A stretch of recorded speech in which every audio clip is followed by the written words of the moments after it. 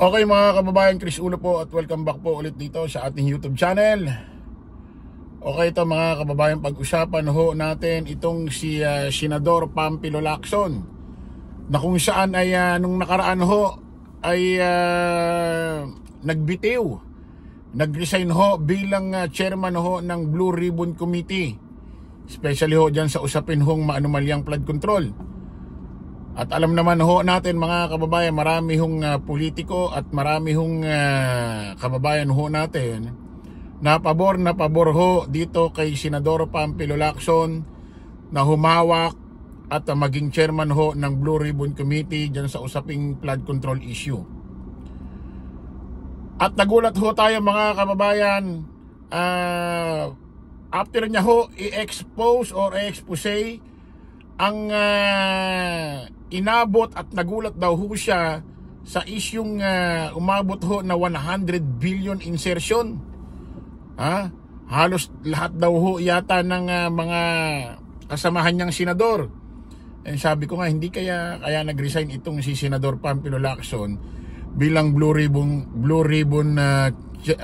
bilang chairman ho ng Blue Ribbon Committee ay nadismaya siya or parang ayaw niya nang imbestigahan dahil parang para bang ang dating pati ho yung kanyang mga miyembro or pati ho yung kanyang mga kasamahan ho diyan sa majority may insertion ho. Yun ang aking nasa isip bigla na lang ho bumitaw, nag-resign ho itong si Senador Pampilo Lacson bilang chairman ho ng Blue Ribbon Committee. At alam naman ho nating nakabreak itong Blue Ribbon Committee na ito. Hanggang ngayon ho hindi pa ho nasusundan ng hearing. Ay ngayon mga kababayan, may usap-usapang itutuloy ang pag-iimbestiga diyan sa usaping maanumalyang flood control issue dito sa Blue Ribbon Committee. At may usap-usapan ho mga kababayan na si Senador Pampilo Lacson ay sa pagbabalik ng Blue Ribbon Committee ay magbabalik din siya. Dapat pala sinabi ng Senador Pampilo Lacson mag-leave na lang. Ano ba yan? Okay, ito mga kababayan, sa pagbabalik ho ni Senador Pampilo Lacson bilang chairman ho ng Blue Ribbon Committee sa usaping flood control, meron ho siyang bit-bit or isasama na kung saan ay tao na kung saan ay mukhang ito daw ang magpapabilis at talagang magbibigay linaw at talagang magbibigay ho ng ebidensya sa iba't ibang politikong sangkot diyan ho sa maanumalyang flood control issue. Nako, taloko na, sino kaya ito? Sino kaya itong taong bibit-bitin ho ni Senador Pampilo Lacson? Nako, hello Chis Escudero. Play ho natin to mga kababayan. Basahin muna natin ito. May bagong aabangan sa flood control hearing. Iimbitahan daw ni Senador Ping Lacson ang isang mahalagang testigo sa susunod na pagdinig ng Blue Ribbon Committee kaugnay sa maanumalyang flood control project kung mahahalal siya muli bilang chairman ng komite. Sa tulong daw ng nasabing testigo, mapapabilis ang paghain ng mga kaso laban sa mga tiwaling politiko, opisyal ng Department of Public Works and Highway or DPWH at contractors. Plano rin niyang imbitahan si Orly Gutesa na nagpakilala bilang dating security escort ng dating kongresista na si Saldico. Ayon kay Lacson, napag-usapan na nila ni Senate President Tito Soto ang posibilidad na maibalik sa kanya ang pagiging chairman ng komite matapos siyang magbitiw sa pwesto noong Oktubre. Actually, Oktubre pa rin ngayon. Ayan mga kababayan nako, mukhang exciting ito. Mukhang kagulagulantang ito. Kaabang-abang ito Isipin mo, sabi nito, iimbitahan daw ni Senador Panfilo Lacson ng isang mahalagang testigo. At sa tulong daw nito, nasabing testigo, mapapabilis ang paghain ng mga kaso laban sa mga tiwaling politiko, opisyal ng Department of Public and Worker Highway and Contractors. Nako. Sino kayang tao ito, mga kababayan? Malamang po pwedeng kilala ho ito sa lipunan. Ano? Papakinggan pa ho natin ito. At itong si dating witness, naalala nyo yung binitbit ho ni Senador Panfilo binitbit ho ni Senador Marcoleta na hindi malaman kung saang impyerno, hindi malaman kung saang lugar ho galing itong taong ito, si Gudesa, ay iimbitahan din daw ho ni Senador Panfilo Lacson ulit, pababalikin. Ang problema, nasa na kaya ho itong taong ito? Dahil according kay Tito Sen, huling interview niya ho kay Ted Filon and DJ Chacha, pati raw ho itong DOJ naguluhan at hindi na alam kung saan ho napadpad ito. Kasi after ho kasi ito hong si Gudesa, isang beses pa lang ho tumungtong dyan ho sa Senate, bit-bit ho siya ni Marcoleta at marami hong in-expose. At sabi pa nga ni Senador Bato de la Rosa, sa bigat ng iyong mga in-expose, ay kinakailangan mo ng may mga security at kailangan daw sasakyan mo ay bulletproof din. At according do sa kanyang affidavit, sabi niya sa huli, kinakailangan niya raw i-undergo sa WPP or yung Witness Protection Program. Pero after niya basahin ang kanyang affidavit, nagyabang ho, nagmalaki ho ito kay Senador Bato de la Rosa na hindi niya raw kailangan ito. At meron naman daw siyang armas, lisensyado, at meron naman daw mga tao na magtatanggol sa kanya. So iba yung sinasabi niya kay Senador Bato doon sa binasa niya sa affidavit. After ho nun, hindi na ho nakita si Gudesa.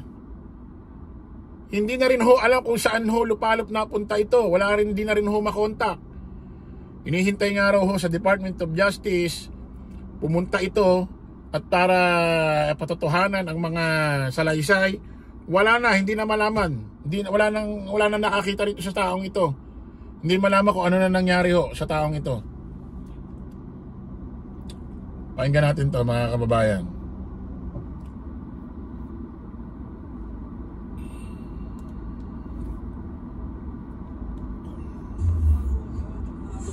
Senate President Pro Tempore Panfilo Lacson sa kanyang comeback bilang chairman ng Blue Ribbon Committee.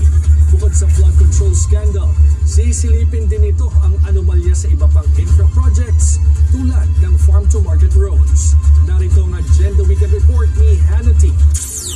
Opisyal na bumabalik bilang Senate Blue Ribbon Committee Chair, may pasabog agad si Senate President Pro Tempore Panfilo Lacson. Sa kanyang napipintong return bilang BRC Chair sa November 10, target niya nang magdaos ng susunod na committee hearing sa November 14. Iimbitahan ang isang very important witness na hindi pa niya pinapangalanan, kasama si Orly Guteza na naging surprise witness sa previous hearing. Kailangan pa raw kasing mabigyang linaw ang kanyang naging testimony tungkol sa di umano'y personal cash deliveries sa bahay ni na-resigned Ako Bicol Party List Representative Zaldico at former House Speaker Martin Romualdez. Ang pera ay may kaugnayan sa di umano'y kickbacks nila sa flood control projects. Sa huling statement ni Lacson nung siya pa ang BRC Chair, iimbitahan daw niya sina Ko at Romualdez sa next hearing. Inaasahang sisipot din sa November 14 ang ilang politiko at DPWH officials. Ayon kay Lacson, una nang sinabi ni Senate President Tito Soto na hindi lang flood control ang balak talakali ng Blue Ribbon sa mga susunod nitong pagdinig. Sasakupin ito ang mga anomalya sa iba pang infra projects gaya ng farm-to-market roads. Nag-resign si Lacson bilang BRC Chair matapos ang di umano'y frustrating talks sa mga kapwa-senador. Bagamat suportado na raw ng Senate Majority ang pagbabalik ni Lacson bilang Blue Ribbon Chair, kailangan pang abangan kung nanganganib ang Senate President ni Soto. Pero tila unbothered ang Senate Chief tungkol dito. Samantala, sinusuportahan naman ni Senator Win Gatchalian ang comeback ni Lacson. Sa programang On Point ng Billionario News Channel, sinabi ni Gatchalian na mas mainam na manatili si Lacson sa pwesto dahil siya na ang may kaalaman sa takbo ng investigasyon tungkol sa flood control mess. It's better for him to continue to be the chair because he can definitely drive the investigation faster because of his prior knowledge about this issue. Dinetalye ni Lacson nitong Setyembre ang modus o scheme kaugnay ng mga proyekto at nag-name drop ng mga sangkot sa ghost at substandard projects, partikular ang sa Bulacan. Para sa Agenda Weekend, Hannah T. Bilyonaryo News Channel. Ayan mga kababayan, mga ka-analyze, maliwanag ho, pagbalik ho ni Senador Pamphilo Lacson bilang chairman ho ng Blue Ribbon Committee, may bibit-bitin hong tao na kung saan mapapabilis ang pagkaso sa iba't ibang politiko na sangkot ho dyan sa manumalyang flood control project. At hindi lang daw itong mga flood control ang iimbestigahan ho ng Blue Ribbon. Pati ho ang mga kung ano-anong proyekto pa ng DPWH na mga highway. Dapat nga mga kababayan, ano na nangyari doon sa may tulay ho ng Isabela na bumaksak, na kung saan wala na hong follow up. Ano na nangyari doon? Hindi nyo napansin, bigla na lang nawala yung issue na yun.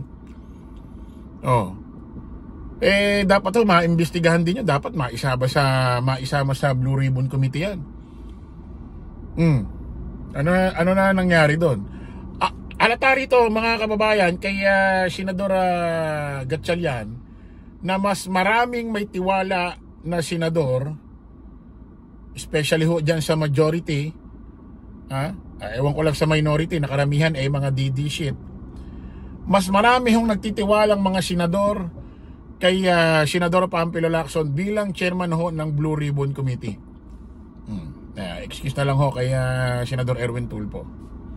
So abangan ho natin mga kababayan, mga ka-analyze kung sino hong tao ito na kung saan ay mukhang matindi itong bibit-bitin ni Senador Pamphilo Lacson. Mababanggit kaya rito si Senador Chis Escudero na hanggang ngayon ay parang laging tahimik talaga. Hindi malaman kung bakit. Sobrang tahimik ni Chis Escudero ngayon. Parang there's something wrong. Okay mga kababayan, kita-kita ulit tayo sa panibagong vlog. Bye-bye po.